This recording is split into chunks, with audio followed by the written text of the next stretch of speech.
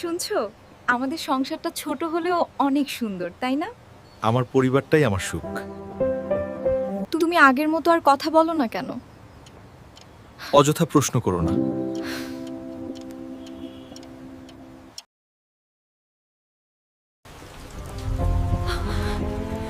আমি আর এই সংসার করতে পারবো না।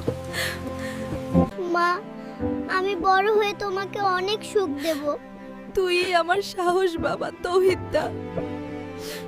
মা, আমি খুব ভয় পাচ্ছি। মায়েরা সব কষ্ট সহ্য করতে পারে মা। উর্মি, তুই চিন্তা করিস না মা, আমি আছি। মা, তোমাকে ছাড়া আমি অসহায় না।